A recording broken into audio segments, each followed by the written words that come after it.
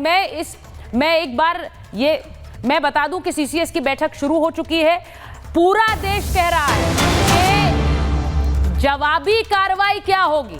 हर कोई पूछ रहा है कि कब देश ये कह पाएगा कि हमने उन आंसुओं का बदला ले लिया जो हमने आज लेफ्टिनेंट विनय नरवाल की पत्नी के चेहरे पर जो आंसू देखे, उनका जो गुस्सा भी देखा और उनका जो मर्म देखा, जो दर्द देखा, उसका जवाब कैसे मिलेगा, उसका हिसाब कैसे होगा। आज सवाल ये है, क्योंकि जो तस्वीरें हम लगातार दिखा रहे हैं उन तस्वीरों में बहुत सारे सवाल हैं।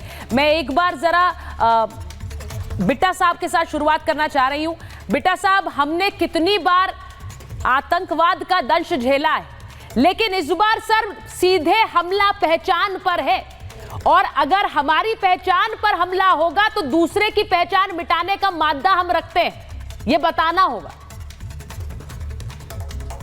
देखो, हमारे साथ पंडित जी बैठे हैं। वो पंडित जी हैं जिनको दिल्ली भी गोलियां खाई और इन्होंने कश्मीर की वो दास्तान को देखा है जब कश्मीरी पंडितों को किस तरीके से कश्मीर को छोड़ना पड़ा। और खास तौर पे इनको पुराने दिनों की याद जरूर पंडित जी को आई होगी और उनके मन में दर्द रहता है। मैं अभी एक दो चैनलों में भी बैठा हुआ था, मैं हैरान था उन चैनलों के अंदर भी ऐसे लोगों को कईयों को बिठा के रख दिया जो लैंड ग्रैबर, लैंड माफिया, और उनसे हमारी डिस्कशन करा। और हिंदू मुसलमान की बात चल रही है, हिंदू मुसलमान। अरे हिंदू मारा तो मारा, हिंदू की पेंट को उतार के चेक किया गया, मारा तो मारा। हिंदू के आइडेंटिटी कार्ड को चेक किया गया, मुसलमान है हिंदू मारा। पर दुख की बात, रॉबर्ट बटेरा, मैं कभी खिलाफ नहीं बोला, उन्होंने कहा कि मुसलमानों के ऊपर अत्याचार हो रहा है इस समय पे, और उसी बात का ये नतीजा है। इतने जिम्मेदार लोगों ने ये बात कह दी। मैं हैरान, अभी किसी चैनल में सुन रहा था, मैं हैरान हूं इस चीज को लेके कि हिंदू बोले तू फिरका परस्त, बार बार कहता हूं, हिंदू बोले तू नफरत फैलाने वाला, हिंदू बोले तू आरएसएस, हिंदू बोले तू बीजेपी। आप कनाडा में हिंदू धर्म के हनुमान मंदिर पे हमला कर दो, आप कनाडा के अंदर हिंदू मुसलमान सिख ईसाइयों के खून से बने तिरंगे झंडे को पैरों में फुट पर बना के रोल दो। हर कौम का व्यक्ति चुप। आप अमेरिका के अंदर अक्षरधाम पे हमला कर दो, चुप। आप पाकिस्तान का आईएसआई का एजेंट पन्नू कहता महाकुंभ पे हमला कर दूंगा, 60 करोड़ के श्रद्धालुओं के ऊपर, मैं राम जन्मभूमि पे हमला कर दूंगा, अमृतसर के अंदर अभी मंदिरों पे हमले। हिंदू बोले तो फिर काफिर। क्या हिंदू धर्म को भेड़े बकरियां समझ रखा है इन्होंने? मैं पहले कहूं, ना हिंदू, ना मुसलमान, ना सिख, ना ईसाई।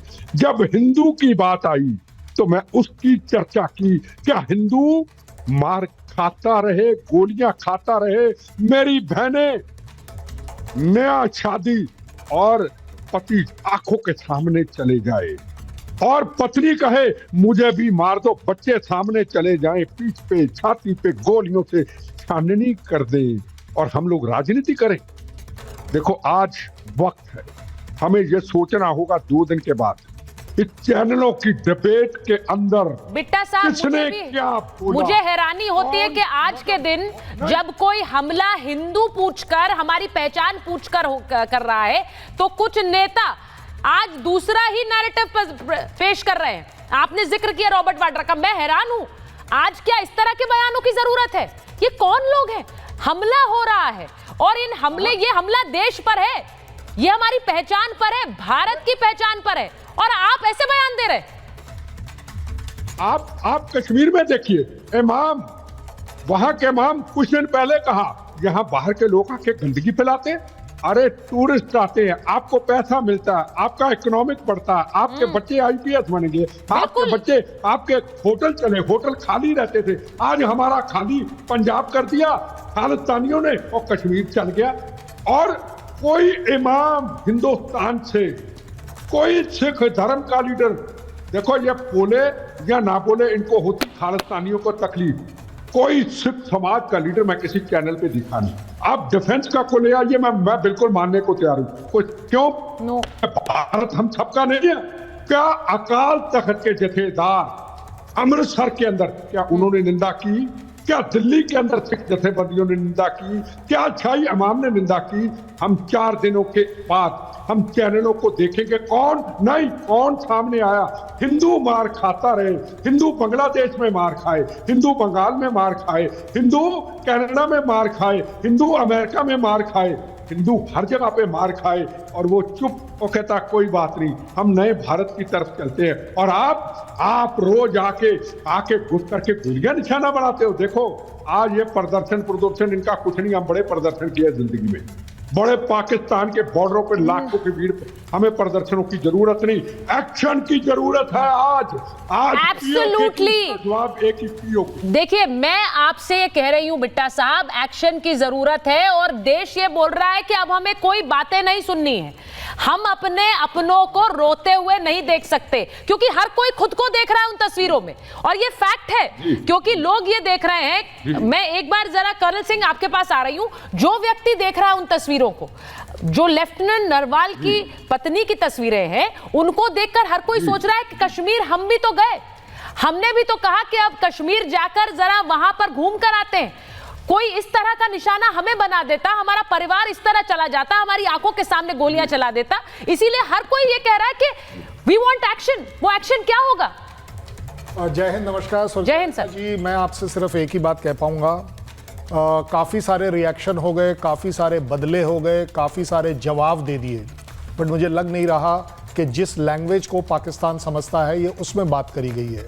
स्ट्राइक करी हमने, सर्जिकल स्ट्राइक करी, एक पार्ट उनके बॉडी का निकाला, दूसरा लेकिन करूं क्या? जिसकी पूरी बॉडी में कैंसर हो टेररिज्म का, उसका सिर्फ और सिर्फ एक इलाज है कि उसे मुझे उठाकर यहाँ लाना पड़ेगा। इसका मतलब मुझे वो वायर फेंसिंग, वो जो लगी हुई है बॉर्डर फेंसिंग, उसको क्रॉस करना पड़ेगा, वहाँ जाकर इलाज करना पड़ेगा। जहाँ ये 27 कैंप चालू हो रखे हैं, वहाँ जाकर हमें इलाज करना पड़ेगा। जो लॉन्च पैड हैं, चाहे मैं जाकर करूँ, मैं फायर से करूँ, मैं एयर से करूँ, क्योंकि अब मुझे लगता है आज इससे अच्छा मौका हो नहीं सकता। CCS मीटिंग के हर आदमी के ऊपर आज एक बहुत बड़ी मॉरल जिम्मेदारी है कि वो अपने हिंदुस्तान को, अपने को जो वो हिंदू बोलता है, उसके ऊपर जो चैलेंज है, उससे रिलेटेड डिसीजन मैं चाहता हूं, पूरा भारत चाहता है, वो सिर्फ एक है, इस टेररिज्म को हम वहां तक जाकर करेंगे जहां कोई हद ना हो।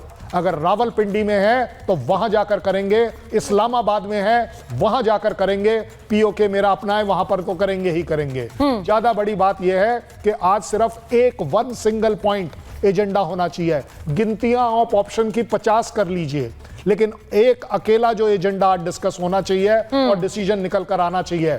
आज अभी से इंडिया की टॉलरेंस 0 नहीं है ही नहीं। एब्सोल्युटली, बिल्कुल, कि कैरेक्टर पाकिस्तान का है ही नहीं सिवाय आतंकवाद के। आज हम भी डिसाइड करते हैं कि हमारा भी आज के बाद आतंकवाद से रिलेटेड कोई कैरेक्टर नहीं है, हम इसे कहीं पर भी जाके मारेंगे, और उस हद तक मारते रहेंगे जब तक कि ये हमारे लिए अपने आप घुटनों पर नहीं आता है, गायब आ जाता है।